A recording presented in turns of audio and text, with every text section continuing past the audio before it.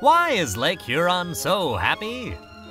Because it's proud of Northeast Michigan, where students are doing amazing projects like making underwater robots to investigate invasive species, testing water quality in local watersheds, creating park signs for ecotourism, and making hundreds of gallons of sweet, sweet maple syrup.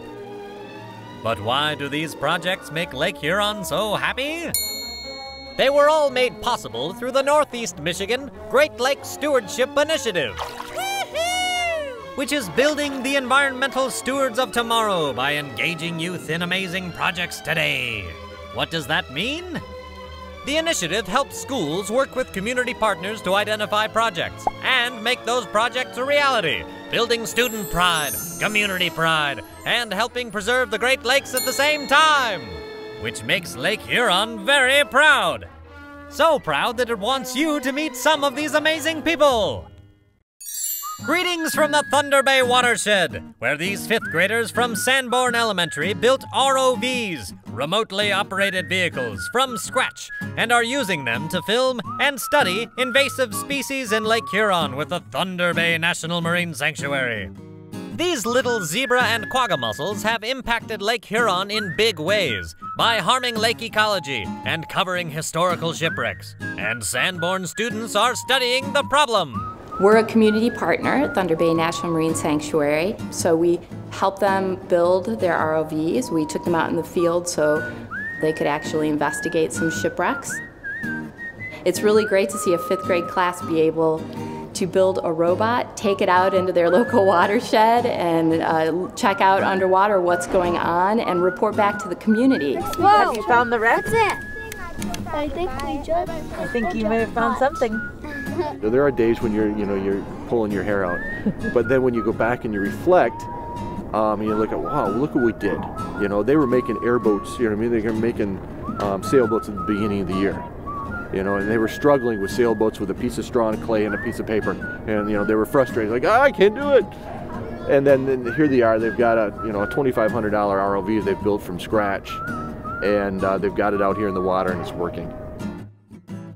Greetings from the Trout River, where Rogers City Middle School students are testing the health of their watershed.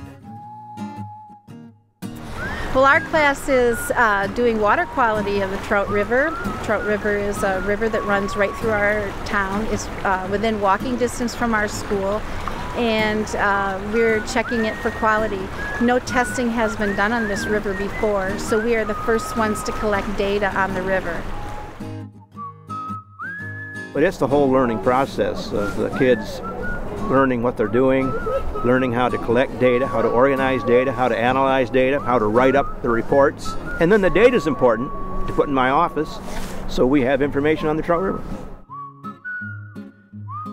Greetings from Negwagon State Park, an 8-mile stretch of undisturbed shoreline, where Alcona High School students spent 3 years developing interpretive signs to improve visitor experiences and encourage coastal ecotourism. Brian Matchett came to me with an idea that we get the students in Alcona schools involved with Negwagon, which is a very unique state park in northeastern Michigan. The stewardship program through Sea Grant provided us with the opportunity, so some seed money, to start talking about potential projects that we could have with the school system. I mean, this is cooperation between communities, school districts, everything. It's really a wonderful thing to see in northeastern Michigan.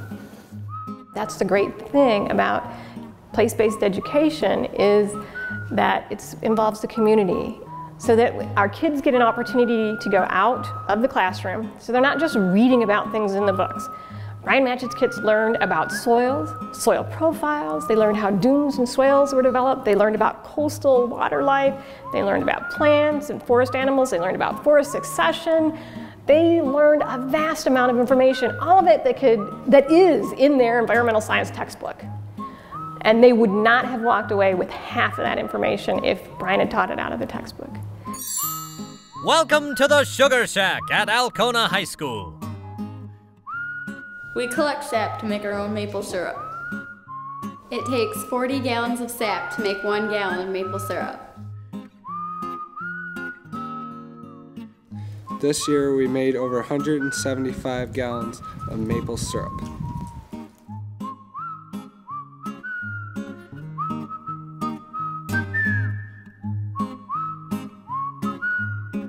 This Sugar Shack project, from a community standpoint, the last 3 years now we've had our syrup celebration day, and having 500 to 600 people out here to celebrate and share what the kids are doing at the Sugar Shack really is a rewarding experience, because it's the perfect example of the community blended with education, blended with the students' pride in what they've done and what they've accomplished, and we have a great product that tastes good as a result. How can you become part of this network? For educators, the opportunities are endless, and it really doesn't matter at what grade level or what content an educator is teaching. There's opportunities for any educator to become involved in this initiative. We are getting students career and college ready in a better way than any others that are out there. And there's virtually no cost to the schools, because the Great Lakes Stewardship Initiative is out there to help support this, along with support from the community.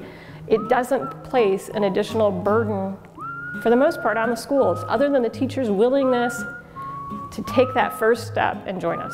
If we can all pool our resources to help these kids with their projects, it also helps us as community partners working together. So we're all working as one in this community to really get people excited about caring for our local resources. You too can join this group of dedicated people who are working together to make great things happen. And together we can make all the Great Lakes proud.